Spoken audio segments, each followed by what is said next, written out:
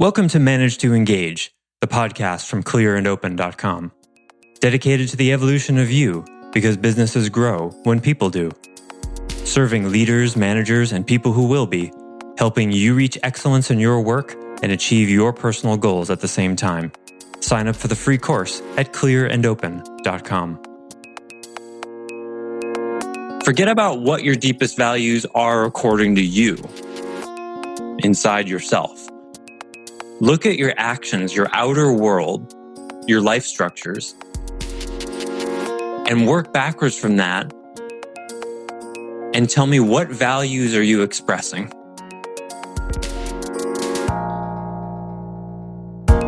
Hi, it's Joseph, and thanks for tuning in to Manage to Engage, the podcast from clearandopen.com. In the last episode, I introduced you to the good versus less bad paradigm. We often have the option to make a system in our life good or less bad, and more often than not, we choose to make it less bad because making it good comes with costs that we don't want to pay. Emotional discomfort, facing the unknown, and changes that may extend into other parts of our lives unpredictably. Today we apply a critical lens to some real-life problems, reveal the underlying systems that contribute to those problems, and consider the long-term impact of living with a less bad mindset. I offer weekly member webcasts, online courses, and mentorship at clearandopen.com because it's my truth that with the right tools, anyone can eliminate the people, money, and time problems holding them back in business. And I share parts of these webcasts and courses on this show because I want to help you too. If you're enjoying the show and learning from it, I'd love your feedback. If you're listening to the show on an Apple device, all you have to do is open up the podcast app, view the full description of the episode, and click the link to leave a rating and review for the show. Thanks so much for listening. Let's start the show.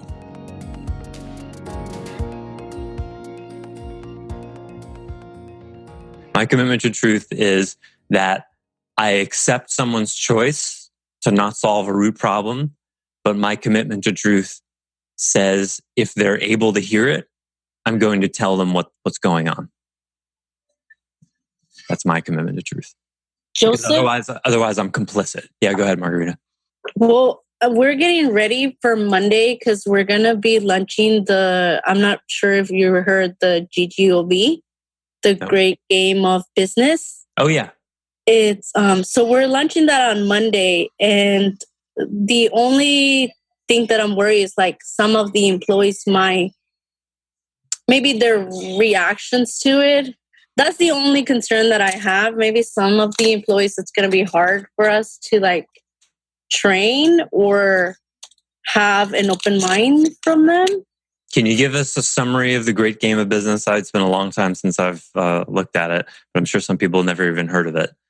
The Great Game of Business is it's like an open. Sasha wants to do like an open book to the employees. Open book management. Open book management. Revealing certain financial indicators to people. Mm-hmm.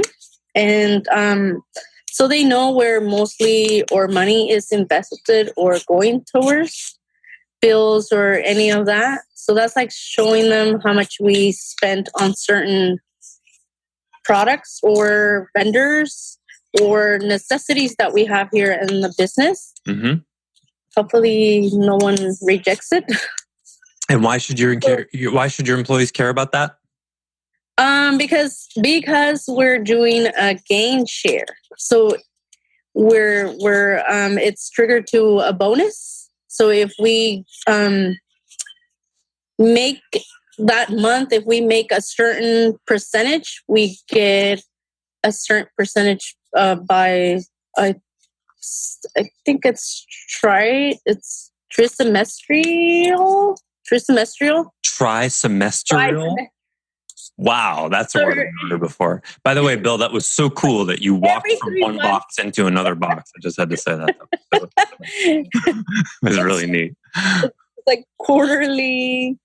We get like if we make it into like a certain goal, then some of that percentage hits our pocket. Correct. So, it's called gain sharing, right? This is an old model. It's a few decades old. Anybody surmise what the weaknesses in the model are? You've all been trained to think paradigmatically. This is a paradigm called the great game of business, and it incentivizes employees by being more transparent, not usually completely transparent about the financials, and showing them the power they have to affect certain numbers. And when those numbers are improved, for example, expenses are cut, they get a piece of what's been saved. It doesn't seem fair to the person who's actually doing more than the person who's not, probably. I think, because it's spread out evenly, correct? Mm-hmm. Yep. Yeah, that's crazy. I like where you're going. It is collectivistic. Yeah. But then again, maybe you can run out the people who shouldn't be there that way. Maybe the employees will just get rid of the ones that aren't cutting the mustard, per se. I love "cut the mustard." That's a great expression. It doesn't get used very often. Yeah, so that's one possible weakness. Not the one I'm thinking of, but definitely one to have on your mind. Like, what happens when some people are not as engaged as others? Are there consequences for that? That's where management is going to be would be very important. There's a bigger weakness than that. Anybody see it? You all noticed the question, why should your employees care about this, right? Why did I ask that question? Diana, for 500 points. Because of their self-interest. Yes, very good. 500 points awarded. That's the self-interest question. Because well, I almost gave it away. Any other ideas? What's the weakness? Because there's an assumption about self-interest and money that is one of the premises of the model. What's the premise? That money's not the most important thing. That's the danger. More important things. Right. The premise is that all of the employees will be motivated by money. Right? And what does all the management consulting research show? That's not true. Correct. So that's the problem with the model.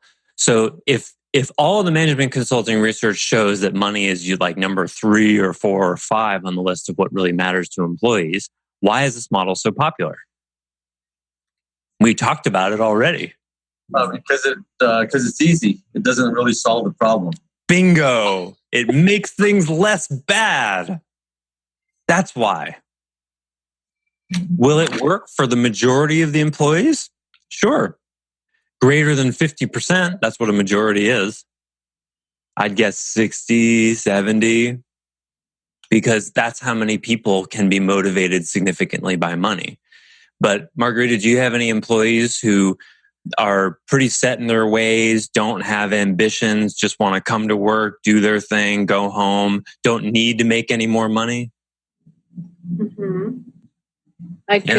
Their husband's got a job or whatever, right? They're in a stable life. They're not in a thrival mode. They're not ambitious. So you should expect the model to completely fail with those people. See, this isn't that hard, right? That's not that difficult. It's not. I could see that, but it wouldn't hurt to put a little bit extra in your pocket. Right, but it wouldn't hurt for me to have a second breadfruit tree in the ground, but you don't see me planting it. It doesn't hurt, doesn't inspire people. It doesn't make them hungry. So what may happen is, go ahead. It may reflect because this is our, we started, I believe it's been a couple of months, probably 3 months, 4 months that we started doing this. So maybe the first year that they see it, that it's going to impact, or since we don't know how it's going to impact or pockets, as I mentioned, we don't know, but we are teaching them, and they know. I know I'm one of those persons. Well, I'm one of those persons that I could care less, because I have, like you mentioned, I have my husband, he works, he has his own business, and if I wanted to stay home and take care of my kids, I could do that. So why don't you? But I'm not, because I'm not a homestay mom. I don't feel like I have the patience for it to be at home. I could drive myself nuts at home being by myself. So your job then is less bad than staying home with the kids. See how you're in the less bad mindset? I kind of am. I'd say a little bit more than kind of. Nothing wrong with that. Just let's call the spade the spade. You're not in a thrival mode where you want goodness in a way, however you define that. You're not seeking passionately a certain kind of goodness in your life, whether it's material, spiritual, intellectual, emotional, whatever. You just look at the situation and go, well, I'd rather be at work in a kind of steady state rather than being at home. That would make me crazy. You're choosing the less bad of two bad things. Bad thing. But it could be because I love to interact with like customers, or it could be because I love to work with customers. I'm not sold. Or it could be. You mean like that's 5% of because I don't feel like I could be like lonely at home and like just, I know there's plenty of stuff to do at home, like cooking and cleaning and all those things that totally I do that you. Clearly, work, so that just lights you up. You just wake up in the morning and be like, man, I can't wait to cook and clean and not let the kids make me crazy. Oh, I think I'll go to work because sometimes I kind of like talking to customers. No, it's most of the times, but it's like, I don't know. Listen to the tones of your voice, Margarita. I know. I just got to get my head straight up. Well, the first thing I would say is just look at the reality of the situation. You're somewhere between a survival and security mode. I feel that. If I were to look at your actions and your behaviors and the status of your world, and then intuit your deepest values, well, before I do it, you tell me, forget about what your deepest values are according to you inside yourself. Look at your actions, your outer world, your life structures, and work backwards from that and tell me, what values are you expressing? What are your actions? What are your actions expressing at the level of values? Well, as you just mentioned, insecure, like I'm not like focused to what I'm saying because I'm thinking of what I'm going to say. So let's go start with the security one. So security is a value your life is expressing, right? Keeping things more or less the same, stability, comfort. Well, that's one thing. What else? Nothing wrong with those things. I like being comfortable. I sat on the couch and watched a movie last night for 2.5 hours. It was very comfortable, other than I was disappointed that the book was a whole lot better than the movie. But beside that, it was lovely. Comfort's great. What else? Maybe I feel so comfortable in what I'm doing that I just don't want to let go. Okay. So you're noticing an attachment to that comfort. That's good to notice. What are your deepest values? It could be keep learning, keep seeing what's out there. Okay. So like adventure, exploration. Like type of exploration, or what else can I gain from what I'm doing? Okay. These are thrival values. Learning, growing, what else is out there, exploration. Okay, cool. How is your life actually expressing those values? And there's no judgment here. It's just about starting with what's true, because we're talking about an embodiment gap. This is basically the essence of the embodiment gap. Usually when I talk about the embodiment gap, I mean a gap between what you know and what you express, what you do. But this is really the essence of it. The essence of the embodiment gap is when there's a gap between what your deepest values are and how you show up in life. And there's always a gap there for people. So there's no shame in that gap. The question is just, what are you doing about it? Because that's the basis of a personal practice. the basis of a personal practice, a self-awareness practice, a personal growth practice, whatever we want to call it, is looking actively at the gap between what's most important to you and how you show up in life and doing something about it. So like, for example, for me, one of the values that I've been looking at, I had kind of a rude awakening in myself. I was doing another values exercise. I do them often. Revisiting values is a good thing to do. And truth and love are my two most important values. And I realized that love was not getting nearly as much expressed as truth was. Bill's laughing because, of course, he already knew that. Right? All of you probably could have guessed that. If I'd said, guess which one I expressed the most, you all would have gotten it right? Because I lead with a lot of truth, but the love part, less so. And so in little moments, like when I've got every right to tear a customer service person a new hole because they screwed up again, those are the moments where it's like, okay, what am I valuing right now as I get ready to berate this person for the incompetence?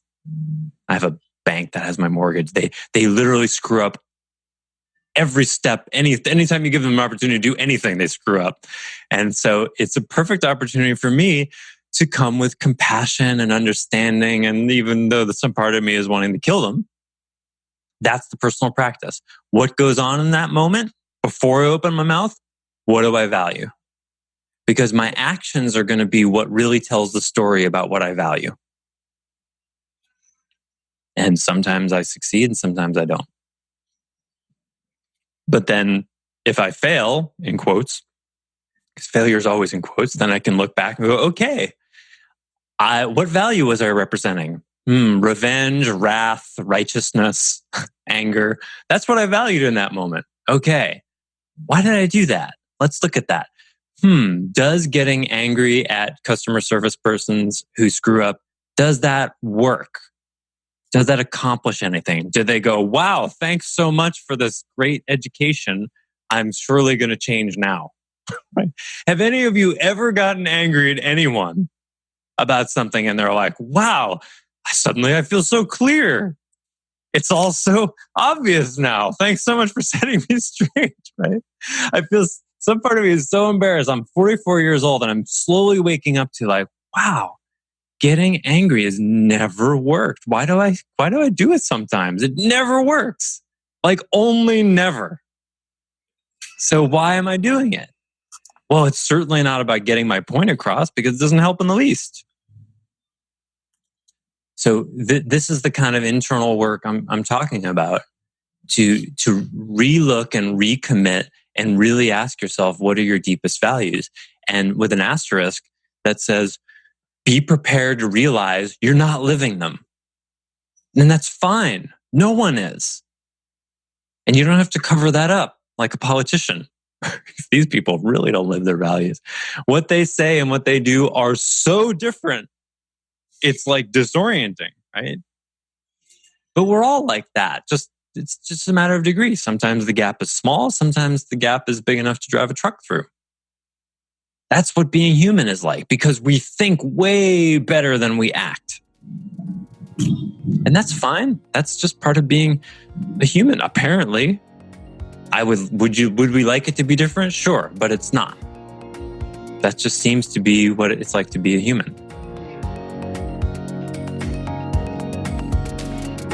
Thanks for listening to Manage to Engage, the Clear and Open podcast.